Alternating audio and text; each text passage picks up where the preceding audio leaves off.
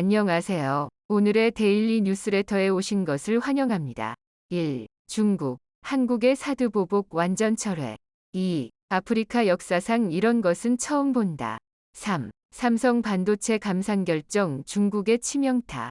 한번 진실을 알아봅시다. 최근 중국을 방문한 토니 블링컨 미 국무장관과 시진핑 중국 국가주석의 만남을 보여주는 사진 한 장이 중국에서 커다란 화제가 되고 있습니다. 이날 중국이 공개한 사진을 보면 시진핑 국가주석이 상석에 앉아서 미국 국무장관을 마치 직원처럼 격려하는 듯한 분위기를 보여주고 있었습니다. 중국 관영 매체로는 이 사진을 실으며 미국이 중국의 소리에 귀를 기울이기 시작했다. 시진핑 주석이 블링컨 장관에게 중국의 이익을 존중하라고 지도한 것이라는 기사를 쏟아내면서 오버하기 시작했습니다. 중국 소설미디어는 더했습니다. 이 사진이 보도된 이후 중국 SNS에는 마침 6월 19일은 미국에서 아버지의 날이다. 이 사진에서 볼 수 있듯이 미국은 시진핑 주석을 아버지처럼 존경한다는 자세를 보여준다. 라고 해석해 사진 한 장을 놓고 과도한 해석을 하고 있다는 빈축을 샀습니다. 토니 블링컨 국무장관은 베이징 인민대회당에서 시진핑 주석을 만났습니다. 당시 공개된 사진을 보면 마주한 두 개의 긴 테이블의 한쪽에는 미국에서 온 블링컨 장관과 그 일행이 앉았고 맞은편에는 왕이 공산당 중앙정치국 의원 등 중국 측 인사들이 앉아 있습니다. 그리고 시 주석은 가운데 앉아 마치 회의를 주재하는 듯한 모습이긴 했습니다. 이를 두고 일각에서는 외교 관례상 양측이 나란히 앉아 서로 대화를 나누는 것이 일반적인 상황에서 이것은 이례적인 모습을 연출한 것으로 시 주석이 상석에서 하급자들의 회의를 주재하는 모양새를 일부러 보여줬다고 지적했습니다. 무엇보다 이번 시진핑 주석의 좌석 배치는 상대국 외교수장 등 특사를 정상급 인사로 예우해 마주 앉거나 나란히 앉는 의전 원칙을 깬 것이었습니다. 이것은 2016년 러시아 외무장관을 만났을 때나 2018년 마이크 폼페이오 미 국무장관을 면담했을 때와 전혀 다른 자리 배치였습니다. 당시 시 주석은 폼페이오 장관과 나란히 앉아서 현안을 논의했습니다. 물론 중국을 찾은 빌 게이츠 MS 창업자와 회동할 때도 나란히 앉았습니다. 그런데 이번에는 유난히 마치 상급자인 양상석에 앉아있는 모습을 연출함으로써 미국의 중국 압박에 대해 불만을 드러내는 동시에 3년임에 성공한 자선의 정치적 의상을 알리려는 의도를 다분히 담고 있었습니다. 어쨌든 이 사진 한 장은 시 주석이 어떤 자리에 앉아서 미 국무장관을 맞을지 대내외에 비춰질 모습을 상당히 고려하고 계산해서 좌석 배치를 한 느낌이 드는 게 사실입니다. 상석에 앉아서 자신의 의상을 보여주길 좋아하는 테이블 정치를 좋아하는 사람은 또 있습니다. 시진핑의 절친인 푸틴입니다. 1m 대 5m. 상대방에 대한 마음의 거리를 테이블 길이로 표현해온 푸틴 러시아 대통령은 시진핑 국가주석이 러시아를 국빈 방문했을 때는 불과 1m도 되지 않는 작은 사각 테이블을 옆에 두고 서로의 영도력을 칭찬하며 덕담을 나눴습니다. 마크롱 프랑스 대통령 등 다른 해외 정상들과는 5m 길이 테이블을 두고 이야기를 나눴던 것과는 대조적인 모습을 보여줌으로써 우리가 친하다는 것을 만천하에 알리고 싶었던 겁니다. 푸틴 대통령은 지난해 구체흐스 유엔 사무총장 등 다른 해외 정상급 인사들이 크렘린궁을 방문했을 때 5m나 되는 긴 탁자를 사이에 두고 대화를 나누어 마주 앉은 VIP마다 굴욕을 준 것으로 유명했습니다. 이 때문에 푸틴의 5m 테이블을 두고 SNS에는 패러디가 본물을 이뤘는데요. 마크롱 프랑스 대통령, 올라프 숄츠 독일 총리와의 정상회담이 모두 약 5m 길이 테이블의 양끝에 앉아 진행되자 SNS에는 긴 테이블에서 푸틴과 각국 정상이 회담하는 장면을 풍자한 다양한 밈 인터넷에서 유행하는 콘텐츠이 쏟아졌습니다.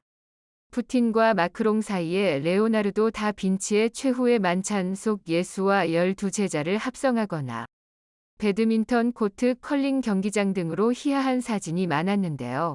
푸틴과 마크롱이 시소를 타는 모습으로 연출한 콘텐츠도 게시됐고 서로 멀리 앉아 대화가 쉽지 않았다는 점에 착안해 마크롱 대통령이 확성기를 든 채 말하는 사진도 올라왔습니다. 그럼 왜 푸틴과 시진핑 등 권력자들은 이런 긴 테이블 정치를 보여주는 것일까요?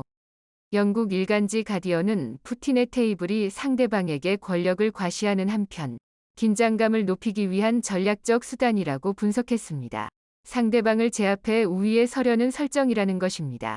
미국 한 싱크탱크의 올가 흐보스투노바 러시아 연구소장 역시 이렇게 분석했습니다.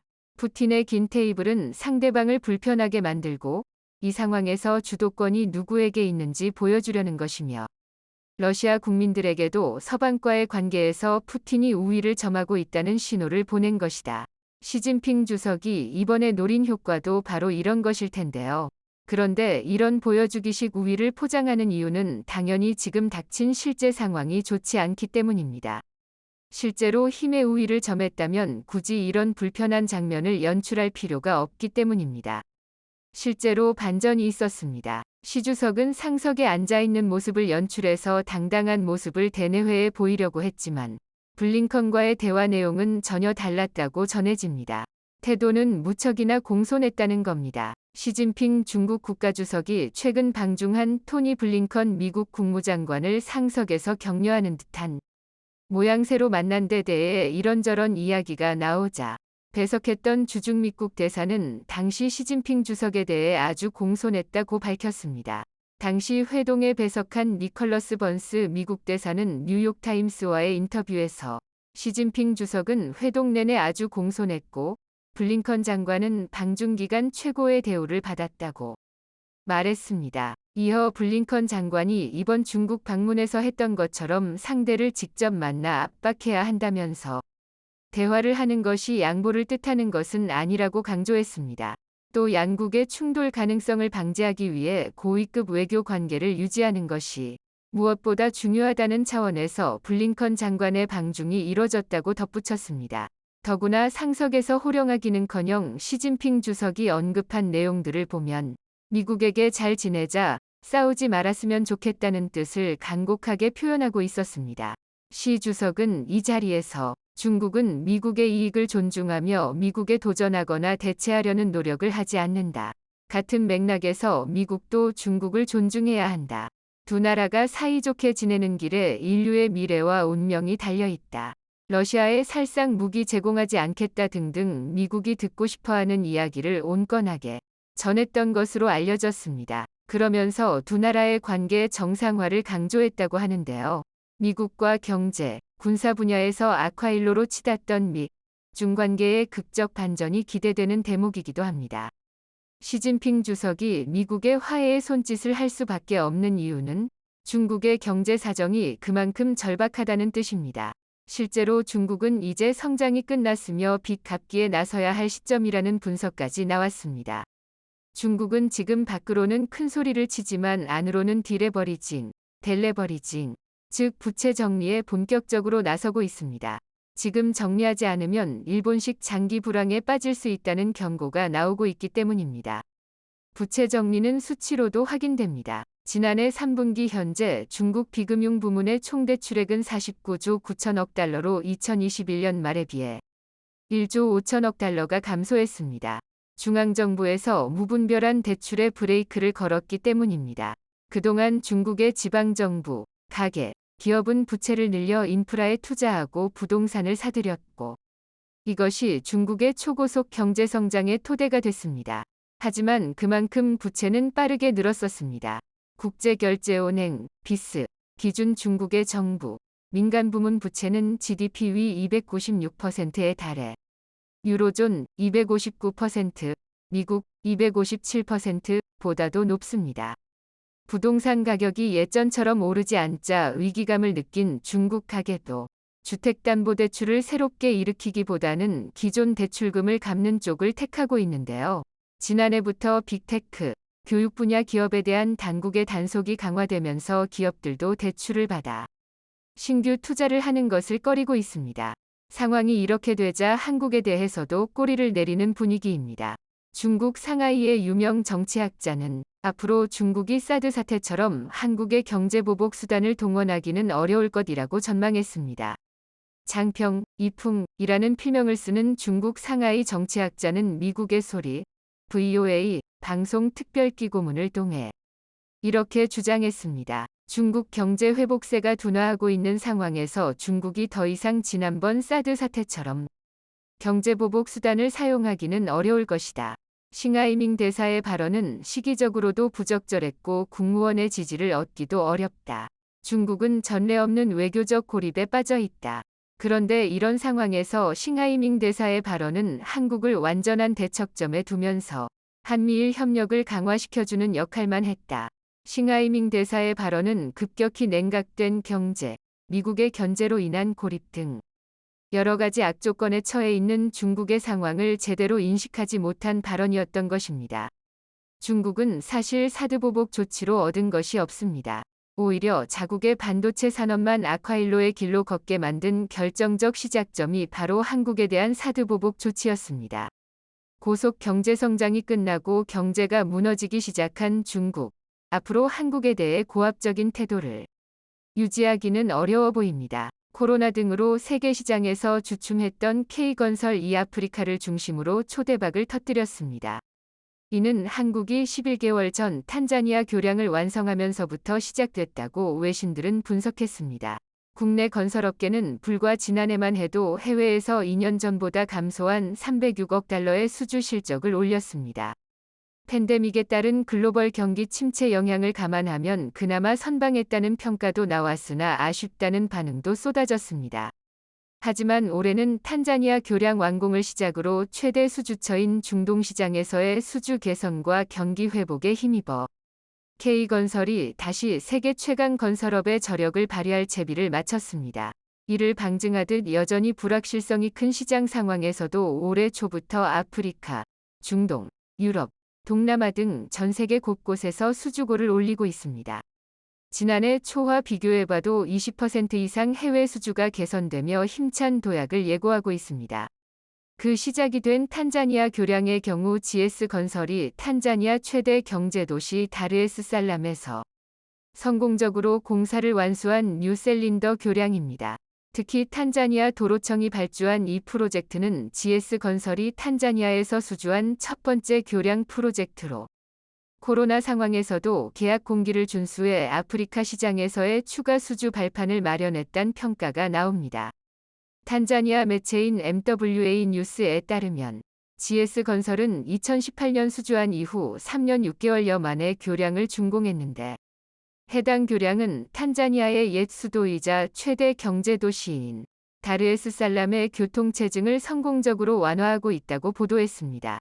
해당 교량이 중요한 이유는 다르에스살람의 경우 인도양과 중부아프리카 내륙을 연결하는 교역의 요충지이기 때문입니다. 특히 탄자니아에 인접하고 있는 우간다, 르완다, 부룬디 등은 대다수가 내륙 국가로 탄자니아 최대 항구 도시인 다르에스살람은 중부아프리카의 바닷길을 통한 수출입 산업에서 핵심 지역으로 꼽힙니다. 뉴셀린더 교량 프로젝트는 탄자니아 경제 중심지인 다르에스살람의 교통체증 완화 및 도시 내 이동성을 개선하기 위해 추진된 1억 700만 달러 규모의 사업입니다. 마사키 반도와 중심 업무지구 CBD를 직접 연결하는 도시 우회도로 및 교량 공사로 구성됐습니다. 총 연장 6.23km의 도로 및 교량으로 구분된 프로젝트에서 엑스트라 도즈교, 엑스트라도스드 브릿지로 설계됐습니다. 엑스트라 도즈교는 아무런 구조물이 없는 일반 교량인 거더교와 주탑에 케이블을 연결해 상판을 지탱하는 구조의 교량인 사장교의 장점을 결합한 새로운 형식의 다리입니다. 거더교에 비해 경량화가 가능하고 사장교에 비해 주탑 높이를 낮출 수 있다는 장점이 있습니다. 외신들이 놀랐던 점은 이런 장점도 존재하지만 엑스트라 도즈교의 경우 설계 자체도 어렵고 그만큼 공기를 맞추기 어려움에도 불구하고 GS건설은 그것을 해냈기 때문입니다. 이뿐만 아니라 해당 프로젝트가 주목받는 이유는 한국대외경제협력기금 EDCF 지원 사업 중 아프리카에서 진행하는 최대 사업이라는 점도 있습니다. 실제 뉴셀린더 교량 프로젝트 사업비는 전액 한국 EDCF에서 지원됐는데 이는 역대 아프리카 최대 규모의 한국 EDCF 지원 사업입니다. EDCF는 개발도상국의 산업화 및 경제 발전을 지원하고 한국과 개도국 간 경제교류를 증진하기 위해 1987년에 설치된 정책기금으로 한국수출입은행이 정부 위탁을 받아 운용 및 관리하고 있습니다.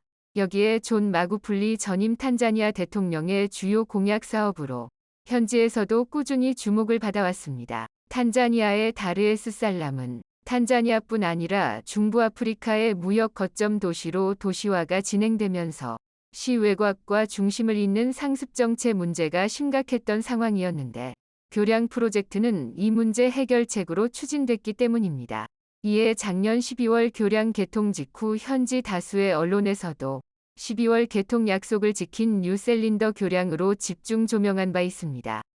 성공적인 뉴셀린더 교량 준공으로 GS건설은 탄자니아 정부로부터 큰 신임을 얻게 된 것으로 전해지고 있습니다. GS건설은 2016년 탄자니아 릴리만자로 아루샤 132kV 송변전 공사와 220kV 4개 변전소 확장 공사를 준공하면서 현지에서 선진 건설업체로 위상이 강화됐는데 한층 더 견고한 입지를 구축하게 됐다는 설명입니다. 나아가 알제리 복합화력발전소 공사와 이집트 ERC 정유공장 공사, 가나 카마시 330kV 송변전 공사를 통해 아프리카 건설 시장에서 사업을 지속 유지해 오고 있는 GS건설은 향후 탄자니아를 아프리카 거점 시장으로 삼고 사업 확장을 가속화한다는 계획입니다. GS건설 관계자는 한국의 EDCF가 아프리카에서 진행하고 있는 최대 사업이자 탄자니아 대통령 공약 사업인 만큼 관심이 높았던 프로젝트로서 계약 공기 내 성공적인 완수로 신뢰도가 높아졌다며 더 나아가 아프리카에서 GS건설의 의상이 높아져 시장 확대에 큰 도움이 될 것이라고 말했습니다. 기분 좋은 소식은 이뿐만이 아닌데 한국철도기술연구원이 위험물 탱크 컨테이너 충돌 시험소 인증을 획득해 국내에서도 평가가 가능해졌고 시간과 비용을 아낄 수 있게 됐습니다. 한국철도기술연구원은 캐나다 교통부로부터 위험물 수송 탱크 컨테이너 공인 충돌 시험소 인증을 획득했다고 밝혔습니다. 캐나다, 남아공, 독일, 중국에 이어 인화성 액체, 유해화학물질과 같은 위험물을 운송하는 탱크 컨테이너의 총들 안전도를 평가하는 세계 6번째 국제 공인 인증기관이 된 것입니다. 그동안 해외 충돌 시험소에서 많은 시간과 비용을 들여 시험을 진행해 오던 국내 탱크 컨테이너 제조사가 국내에서 쉽게 충돌 안전성을 평가받을 수 있게 됐습니다. 또한 최근 코로나로 인한 국제적인 물류 대란으로 국내외 탱크 컨테이너 수요 폭증으로 증가하고 있는 탱크 컨테이너 제조사들의 제품 출시에 큰 도움이 될 것으로 기대됩니다. 탱크 컨테이너 총들 안전도 인증은 캐나다 교통부 위험물 수송을 위한 이동식 탱크에 관한 규정 CSA BU-기호에 의해 탱크 컨테이너의 충돌 안전 성능을 공식 인정하는 국제 제도입니다. 탱크 컨테이너에 물을 97% 채워 특정 조건 이상의 충격을 가했을 때 운용에 지장을 주는 연구 변형이나 누수 검사 등 국제 표준 요구 사항에 대한 성능을 평가합니다. 한석윤 철도연 원장은 위험물을 운송하는 탱크 컨테이너는 안전성이 최우선이다 라며 국제 표준에 따른 시험 절차를 충실하게 적용하여 국내외에서 수요가 증가하고 있는 탱크 컨테이너의 경쟁력 강화와 해외 진출을 적극 지원하겠다 고전했습니다. 그리고 마다가스카르 광산에서도 놀라운 소식이 전해졌는데 한국광해광업공단이 전신인 한국광물자원공사 시절부터 약 2조 3천억 원을 마다가스카르 안바토비 광산에 투자할 연간 7천억 원을 거둬들일 가능성이 높다는 분석이 나오고 있습니다. 그동안 회수한 금액이 338억 원에 불과하지만 최근 윤석열 대통령이 우크라이나 사태로 인해 해외 자산 매각을 전면 재검토하라고 지시하면서 이르면 4년 만에 원금을 회수할 길이 열린 것입니다. 지난 2월 16일 관계부처에 따르면 정부는 글로벌 공급망과 우크라이나 상황 대응 전략을 논의했습니다. 이 회의에서 정부는 매각을 결정했던 공공기관 투자 해외 자산도 공급망 측면에서 중요하면 매각의 적정성을 국익 차원에서 재검토할 것이라고 밝혔습니다.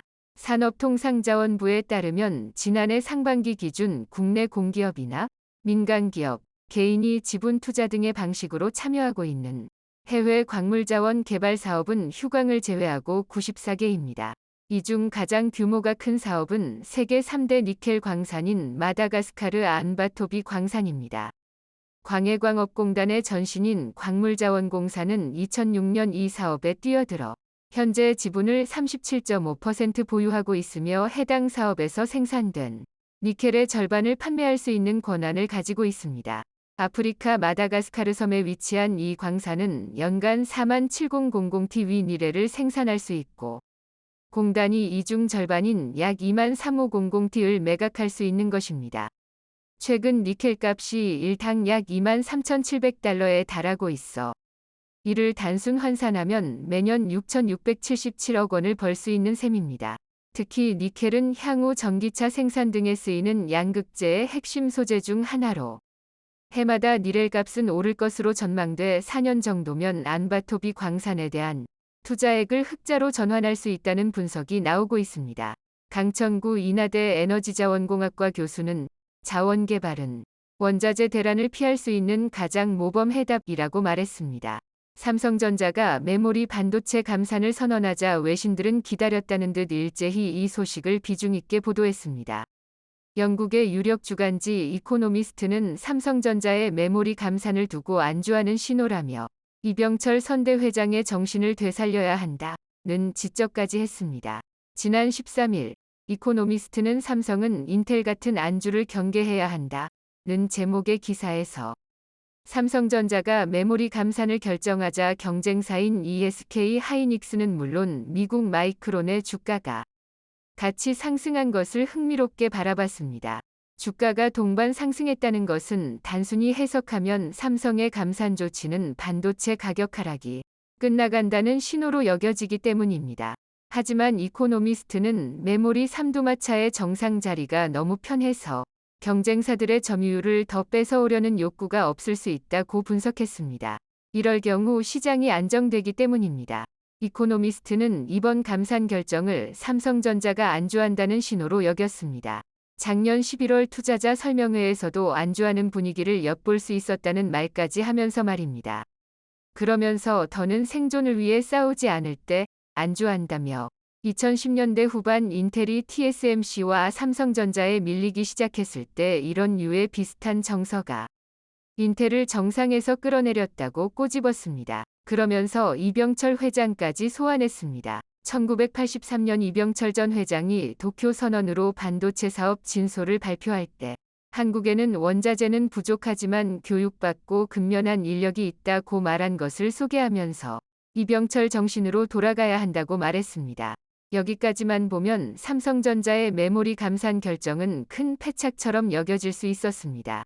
하지만 삼성 메모리 반도체의 감산 결정 이후 외신들의 우려와 달리 시장은 정반대로 흘러가기 시작했습니다. 오히려 외국인들은 삼성전자의 주식을 사들이기 시작했습니다. 삼성전자의 인위적 감산 선언 이후 현물 거래가 살아날 것이란 기대감이 외국인들의 맷집을 이끌어낸 것입니다. 반도체 업계에 따르면 삼성전자의 감산 발표 이후 현물 가격 상승세가 뚜렷하게 확인됐습니다. 지난 11일 DDR4 16GB 2666D램 현물 가격이 1년 1개월 만에 상승세로 전환된 게 대표적인 사례였습니다. 이날 다른 PC용 D램 제품인 DDR4 8GB 와 스마트폰에 들어가는 D램 LPDDR4 16GB도 각각 0.24%, 0.12% 상승했습니다. 현물 가격은 반도체 시장 분위기를 파악할 수 있는 주요 지표입니다. 이날 DDR4 중심으로 현물 가격이 반등한 것은 공급 과잉 해소 기대가 반영된 데 따른 것으로 분석됩니다. 삼성전자의 지난해 4분기 기준 글로벌 D램 시장 점유율은 약 45%, 낸드 플래시는 약 34%인데요. 세계 1위 삼성의 감산 결정은 시장의 메모리 반도체 공급 과잉 상황이 서서히 해소될 것이란 강력한 신호를 준 것입니다. 삼성이 감산을 결정했다면 앞으로 반도체 가격이 크게 떨어지지는 않을 것이란 인식이 확산되면서 외국인들은 삼성 주식을 매집하기 시작했습니다. 그런데 삼성전자의 감산 결정에는 사실 치밀한 계산과 자신감이 있었습니다. 메모리 분야에서 감산을 해도 비메모리 분야에서 자신감이 있었기 때문입니다. 더구나 최근 경쟁사인 TSMC 위수율이 예상보다 훨씬 좋지 않다는 분석이 나왔습니다. 최근 애플 투자자 미팅에서 TSMC 위 3나노미터 수율이 63% 정도에 그칠 것이란 예상이 나왔습니다. 그런데 가격은 4나노 웨이퍼 대비 2배라고 알려져 있습니다. 삼성은 4나노미터에서 수율이 이미 TSMC급에 도달할 것이라고 예상되고 꽤 빠른 속도로 수율을 회복하고 있다고 알려져 있는데요. TSMC가 3나노미터 수율에 있어 이렇게 고전하고 있고 삼성은 4나노 수율에서 예상보다 회복이 빠르다. 이런 배경에서 삼성은 나름 자신있게 메모리 반도체 감산을 결정했을 것입니다. 그리고 지난 14일 삼성전자는 드디어 이달부터 4나노 멀티 프로젝트 웨이퍼 서비스를 처음으로 시작하면서 수율 안정화를 달성했다는 사실을 입증했습니다. 2019년 5나노 공정에서 멀티 프로젝트 웨이퍼 서비스를 시작한 지 4년 만에 더 미세한 첨단 공정에서 시제품 제작을 지원하게 된 것입니다. 이 뉴스가 전해지자 시장은 앞으로 삼성전자 4나노 공정에서 팹리스 기업의 시제품 생산이 더욱 활발해질 것으로 전망했습니다. 멀티 프로젝트 웨이퍼 서비스는 한 장의 웨이퍼에 다양한 종류의 반도체를 찍어 만드는 것을 말합니다. 팹리스 업체는 반도체를 출시하기에 앞서 파운드리에서 시제품을 만드는 이 서비스 과정을 거칩니다. 그 다음 고객사에 첫 공급을 하고 주문받은 후 대량 양산에 들어가는 것인데요. 그러니까 파운드리 업체의 멀티 프로젝트 웨이퍼 서비스 할당이 많을수록 팹리스 기업들이 시제품을 생산할 기회가 많아지는 셈입니다. 반도체 업계에서는 삼성이 4나노 공정 멀티 프로젝트 웨이퍼 서비스를 시작했다는 것은 시제품 생산을 지원할 수준의 수율 안정화를 확보했다는 것을 의미한다고 해석합니다. 이제 안정성을 바탕으로 대량 생산 체제를 본격 확대하겠다는 뜻이라는 겁니다. 지난 10월 코엑스에서 개최된 삼성 파운드리 포럼 2022에서 전기태 삼성전자 파운드리 사업부 기술개발실장 부사장은 4나노 초기 수율이 시장 기대에 충족하지 못했지만 지금은 문제없는 수준까지 끌어올렸다. 4나노는 이전 세대 수율을 뛰어넘을 것으로 예상된다. 앞으로 수율 문제는 없을 것이라 확신한다고 장담했는데 빈말이 아니었던 겁니다. 실제로 삼성전자는 최근 TSMC 위 고객을 또다시 빼앗으며 승전보를 이어갔습니다. 삼성전자 파운드리 사업부의 파트너 기업인 코아시아가 그간 TSMC의 생산을 맡기던 중국 대형 고객사의 주문을 빼앗아 오는데 성공한 것입니다. 코아시아의 시스템 반도체 사업 부문은 최근 중국 사물지능융합기술 시스템 반도체 전문기업으로부터 최대 1억 달러, 약 1,400억 원 규모의 턴키 프로젝트를 수주했다고 발표했습니다. 이 기업은 중국 정부로부터 잠재 유니콘으로 선정된 바 있으며 중국 핑안이 전략적 투자자로 참여하고 있는 기업인데요. 삼성의 파운드리 사업부 파트너 기업인 코아시아가 TSMC 위 고객사였던 중국 기업의 물량을 따냈다는 것은 큰 의미를 갖습니다. 삼성전자의 자신감은 모바일 분야에서도 돋보입니다. 삼성전자는 최근 구글의 갑질까지 하기 시작했습니다. 삼성전자가 스마트폰 기본 검색 엔진을 구글에서 마이크로소프트의 빙으로 교체하는 방안을 검토하면서 구글에 비상이 걸렸다는 보도가 나온 겁니다. 최근 뉴욕타임스는 지난 3월 구글 직원들이 큰 충격에 빠졌다고 보도했습니다. 삼성전자가 스마트폰의 기본 검색 엔진을 구글에서 MS의 빙으로 바꾸는 것을 고려하고 있다는 소식을 들은 겁니다. 그동안 구글이 삼성전자 스마트폰의 기본 검색 엔진으로 탑재되면서 올린 연간 매출은 무려 4조 원에 달했는데 이게 사라지면 구글이 받는 타격은 상당할 것입니다.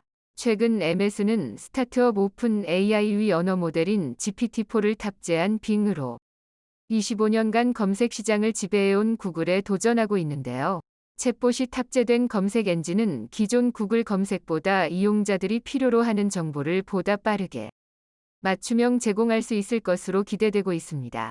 지난달 MS는 GPT-4 탑재 이후 한 달 만에 검색 엔진 빙의 1일 활성 사용자 수가 1억 명을 돌파했다고 밝히며 자신감을 내보였습니다. 구글은 다급하게 지난 3월 자체 언어 모델을 탑재한 바드 챗봇을 서비스하기 시작했지만 아직 검색 서비스에는 탑재하지 못했는데요.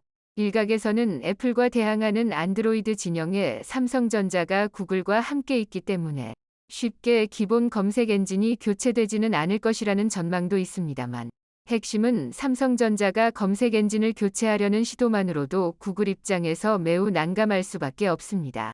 또한 삼성의 메모리 감산 소식에 낭패를 본 곳이 한 군데 더 있습니다. 바로 중국입니다. 지난 19일 대만 시장조사 업체 트렌드포스에 따르면 삼성전자는 올해 2분기 낸드 생산 능력을 12인치 웨이퍼 기준 월 62만 장 수준으로 조정한다고 밝혀 지난해 4분기 대비 생산량을 5.34% 감산했습니다. 업계에서는 삼성이 D램 위주의 감산 정책을 펼칠 것으로 예상했습니다. 그런데 막상 뚜껑을 열어보니 삼성은 중국 시안 공장의 낸드 플래시까지 감산했습니다. 상황이 이렇게 되자 중국은 또다시 삼성 탈중국이 시작됐다며 불안감을 감추지 못하고 있는데요. 아시다시피 삼성이 떠난 중국 지역 경제는 완전히 붕괴된 사례가 있습니다. 하지만 이미 삼성전자의 탈중국은 빠르게 진행되고 있습니다. 신규 공장 증설 계획을 접었기 때문입니다. 미국 정부가 중국 반도체 공장에 대해 향후 10년간 신규 시설 투자를 사실상 금지하는 내용의 반도체 지원법을 발표하면서 삼성을 비롯한 한국 반도체 기업들은 중국 공장 규모를 현재 상태로 유지하면서 기술 개선을 도모하는 형태로 운영하고 있었습니다. 미국 반도체법은 사실상 퇴로를 열어줄 테니 10년 뒤에는 중국에서 나오라는 뜻으로 받아들여지고 있기 때문입니다. 그래서 삼성전자가 지난 15일 경기도 용인에 세계 최대 반도체 클러스터를 조성하고 300조 원을 투자하기로 한 것이며, 이것은 메모리 반도체 사업의 탈중국을 염두에 둔 것이란 분석이 나온 것입니다. 영상이 도움이 되셨다면 구독과 좋아요 부탁드리며 오늘도 감사합니다. 최고로 멋진 하루 보내시길 바랄게요.